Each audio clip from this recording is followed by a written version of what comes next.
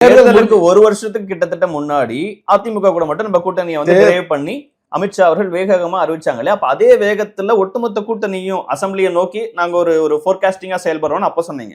அப்படி இருக்கும்போது மற்ற கட்சியினரும் வேகமா வருவாங்க, திமுக கூட்டணி அந்த பக்கம் ஸ்ட்ராங்கா இருக்கிற மாதிரி நாங்க ஒரு கூட்டணியை பில்ட் பண்ண போறோங்கிறத சொல்லிட்டு தேர்தல் நேரத்துலதான் நம்ம இந்த இடத்துக்கு வருவோம்னு சொல்றது. தேர்தல் நேரத்துல தினேஷ்ட இருந்து இந்த அட்வைஸ் எடுத்துக்கிறேன். நான் இதை கேள்வியா நினைக்கல. நீங்க எங்களுக்கு கொடுக்குற பிஜேபி மேல அதிக அக்கறையோட நீங்க எங்களுக்கு கொடுக்குற ஆலோசனையா நான் எடுத்துக்கிறேன்.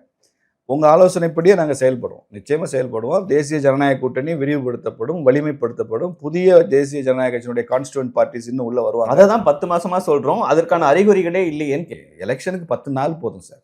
10 மாசம் அப்புறம் ஏன் சார் 10 மாசம் நம்ம அதிமுக கூட மட்டும் அதிமுகவோட ஏற்கனவே எங்க ரிலேஷன்ஷிப் பார்லிமெண்ட் எலெக்ஷன்ல டிஸ்டர்ப் ஆனதுனால அதை கொஞ்சம் சரி செய்யற முயற்சிகள். பார்லிமெண்ட் எலெக்ஷன்ல டிஸ்டர்ப் ஆன பல கட்சிகள் இன்னும் இருக்காங்களே. இருக்கட்டும், ஏடிஎம்கே மேஜர் பார்ட்னர் இல்லையா? தமிழ்நாட்டில் ஆட்சி செய்த கட்சி, இன்னும் 24% வாக்கு சதவிகிதம் இருக்கிற கட்சி, தாவேகா கூட போய் மேஜர் பார்ட்னர். ரெண்டாவது நாங்க என்டிஏல வெற்றி பெற்றால் எடப்பாடியார் தான் சிஎம்னு நாங்க சொல்ல ஆரம்பிச்சிட்டோம், சொல்லிக்கிட்டு இருக்கோம். அதனால அந்த கட்சியோட முதல்ல தான் வரும், அப்படிதான் ஆரம்பிக்கும்.